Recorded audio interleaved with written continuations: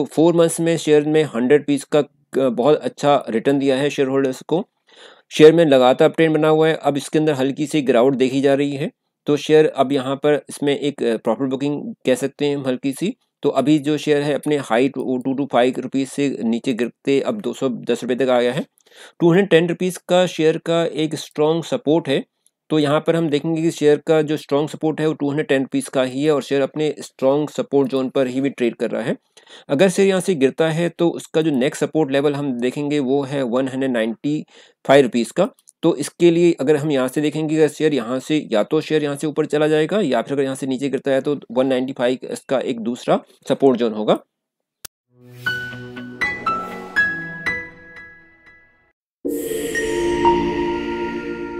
National mineral development corporation यानी कि NMDC एक पीएसयू अंडरटेकिंग है जो कि मिनिस्ट्री ऑफ स्टील के अंतर्गत काम करती है। कंपनी बेसिकली आयरन और copper, rock, phosphate, gypsum, Magnite, diamond, tin, graphite और कोल के एक्सप्लोरेशन का काम करती है। ये एक मिनी रत्ना कंपनी है। कंपनी का बिजनेस इंडिया के अलावा ऑस्ट्रेलिया और अफ्रीका के अंतर्गत भी है। ये इंडिया की लार्जेस्ट मिनरल कंपनी है। तो आज के इस वीडियो में हम एनालाइज करने जा रहे हैं एनएमडीसी के शेयर को और जानेंगे कि इसका सपोर्ट और रेसिस्टेंस लेवल क्या है इसका शॉर्ट टर्म और long term target.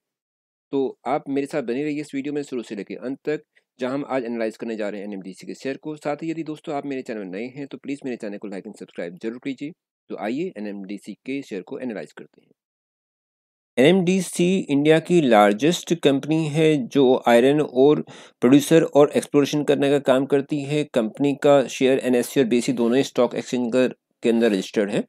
Market capturing है 61,821.01 करोड़ की। शेयर का प्राइस 103 रुपीज़ से बढ़ता हुआ 227 रुपये के अपने हाई तक पहुंचा था एक साल के अंतर्गत। अभी करंट शेयर का प्राइस है 210 रुपये 95 पैसे जो क्लोजिंग है।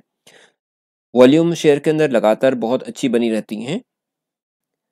कंपनी के हम की डेटा को एनालाइज करेंगे और देखेंगे कि जो कंपनी का पी रेशियो है 11.53, अर्निंग पर शेयर 18.86, सेल है 4013.98 करोड़ की, शेयर का फेस वैल्यू है 1 रुपीज़ का।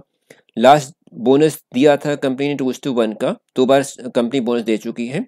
कंपनी लास्ट डिविडेंड दिया था कंपनी ने 285% का अपने फेस वैल्यू पर। लगातार कंपनी अपने शेयर होल्डर को लगातार डिविडेंड देती आई है। आइए देखते हैं डिविडेंड की हिस्ट्री को। डिविडेंड देखेंगे तो 23 में 285%, 23 के अंदर अगेन 375%, नहीं पहले 375% फिर 285% का डिविडेंड दिया था। 22 के अंदर 573%, 21 में 2 बार डिविडेंड दिया था 901% और 776%, 20 के अंदर 529%। यानी जो पे आउट रेशियो है कंपनी का बहुत शानदार है। लगातार शेयर होल्डर्स को लगातार डिविडेंड देती आई है और भारी भरकम डिविडेंड देती आई है कंपनी। कंपनी के एक साल के चार्ट को हम एनालाइज करेंगे, देखेंगे कि शेयर का प्राइस लगातार अप ट्रेंड की ओर जाता है। पूरे साल भर में शेयर में बहुत हाई वॉल्यूम बनी हुई है और शेयर अपने लो से बढ़ता हुआ अपने हाई तक पहुंचा था जो था 4 जनवरी 2024 को, जो था 223.15। अभी जो करंट शेयर प्राइस है वो है 211 रुपीज़ का।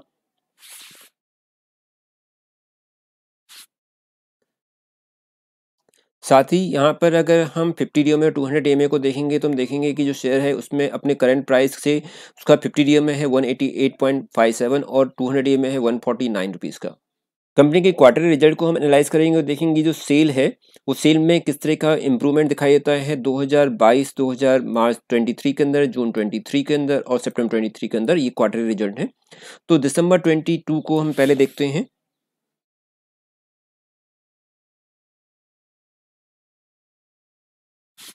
दिसंबर 22 के अंदर सेल थी 3720 करोड़ की। मार्च 23 में ये बढ़कर हो गई 5851 करोड़ की। जून 23 के अंदर अगेन इसमें 5395 करोड़, यानी लगातार इसमें इंप्रूवमेंट दिखाई दे रहा है 22 दिसंबर के कंपैरिजन में। और सितंबर 23 के अंदर ये है 4014 करोड़ की। देखते हैं कंपनी का प्रॉफिट लॉस क्या बताता है हमें। तो यहाँ पे प्रॉफिट लॉस को हम देखेंगे, ये हमारे पास एनुअल डाटा है। एनुअल डेटा को हम देखें तो एनुअल डेटा के अंदर मार्च 22 के अंदर जो सेल थी वो थी 25,965 करोड़ की। मार्च 23 के अंदर ये है 17,667 की और टीटीएम के अंदर है ये 18,980 करोड़ की।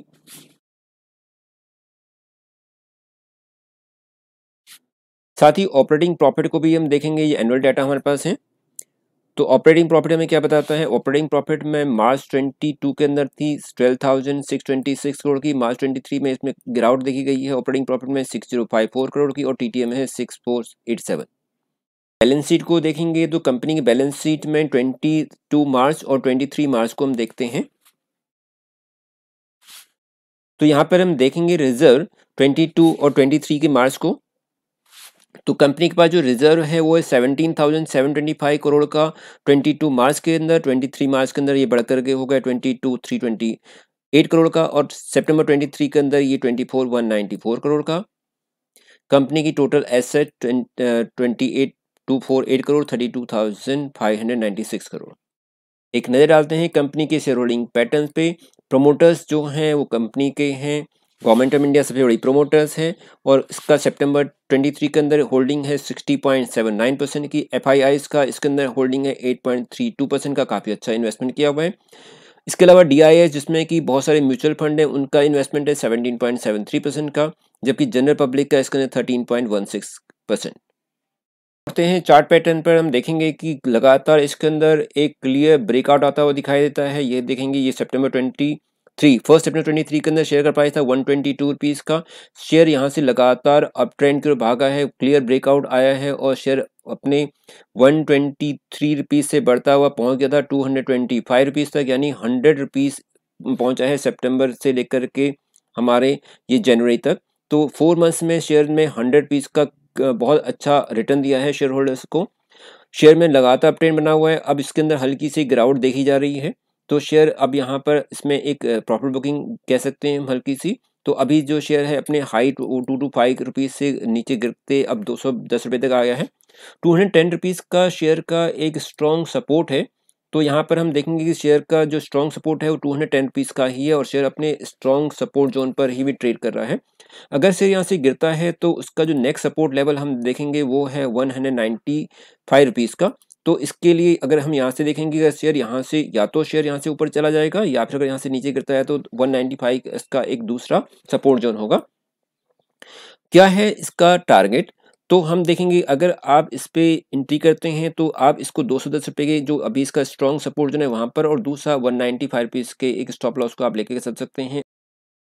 इसका अगला टारगेट क्या हो सकता है, तो मेरा ये मानना है कि जो इसका अगला टारगेट होगा 260 रुपीज़ का हो सकता है, जो कि 3 से 4 महीने का एक सिनेरियो है। तो आप 210 का जो अभी प्रेजेंट लेवल है, इसके नेक्स्ट जो उसका सपोर्ट है 195 के स्टॉप लॉस को लेकर के 260 रुपीज़ के लिए इसको आप अपने पोर्टफोलियो में रख सकते हैं।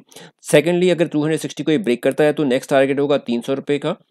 शेयर बहुत स्ट्रॉन्ग है और लगातार इसके अंदर अप ट्रेंड बना हुआ है, तो दोस्तों आप इसमें एक अच्छा इन्वेस्टमेंट कर सकते हैं। इसके अलावा किसी भी शेयर में इन्वेस्टमेंट करने से पहले आप उसके सभी रिस्क एंड रिवॉर्ड्स को तभी आप जान लीजिए, उसके बाद ही किसी शेयर में इन्वेस्ट कीजिए। मुझे लगता है कि शेयर काफ़ी स्ट्रॉन्ग है और आने वाले समय में इससे अच्छा रिटर्न मिल सकता है। हम इस पीछे भी देखेंगे तो शेयर में लगातार अप ट्रेंड बना हुआ है, थोड़ी सी गिरावट के बाद शेयर वापस अपने नेक्स्ट हाई को ले आता है, तो आप इसमें इन्वेस्टमेंट करके एक अच्छा रिटर्न ले सकते हैं। दोस्तों, शेयर मार्केट में उतार चढ़ाव बने रहते हैं, तो किसी भी शेयर में इन्वेस्टमेंट करने से पहले आप उसके बारे में सभी रिस्क एंड रिवॉर्ड्स को जान लीजिए, तभी उसमें इन्वेस्टमेंट कीजिए। यदि आपको ये जानकारी अच्छी लगी तो प्लीज़ मेरे चैनल को लाइक एंड सब्सक्राइब जरूर कीजिए। Thank you for watching.